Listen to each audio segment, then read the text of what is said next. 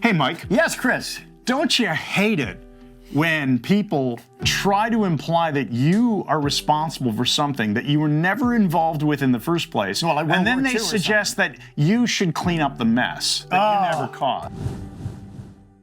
Oh, I can't stand that. And as we've discussed, there's a perfect example of this. Years ago when I was doing stage shows all over the place, one of my agents calls me up and he says, oh, I got a call from a guy who said you hypnotized his sister in Vancouver in a bar and told her she was covered in spiders. And now every time she goes into a washroom, if she sees a spider, she has a panic attack and it's your fault. Oh, so you made this woman phobic of spiders. It's your fault, clearly. Except I'd never worked that bar in Vancouver. I never ever in 43 years of doing stage hypnosis told anyone they were ever covered in spiders. Ecology first. Ecology first. It was someone else. So I said, no, I can't take responsibility for this. I've got nothing to do with this.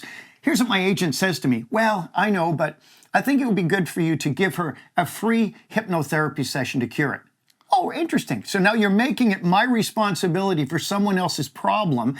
And if I did that, if I said, yes, I'll do that, I'll be glad to get rid of her spider phobia, which isn't hard to do, I'm then saying that I caused it. I'm agreeing with his entire story. You're validating a cause and effect relationship which that never happened by going back and fixing the problem. Oh, he must have been the cause. Well, as you know, I'm always really irritated when someone tries to get me to do something with guilt or triangulation or any of this responsibility. Remember lately, I had a friend who said, oh, there's this guy, it was one of his trainers who I'd met maybe twice, 10 minutes in my life. He said, oh, he's dying of cancer. I said, oh, that's too bad. I'm up north at my cabin, 2.5 hours away.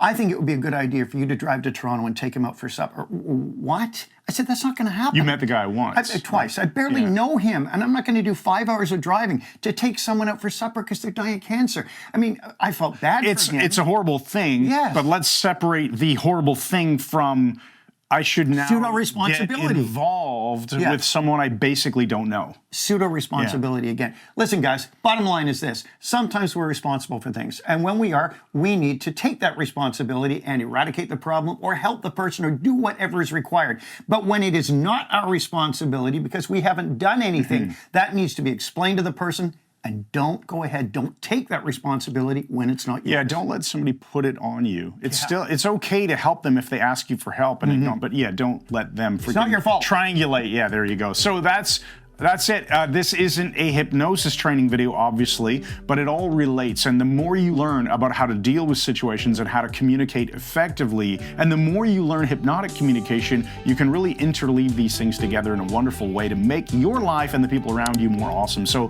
learn hypnosis. Go check out Mike Mandel, hypnosis.com. Subscribe to our channel. After you subscribe, ring that bell. There's a post-it note stuck to the bell, but that's okay because we're going to say thanks again and good night.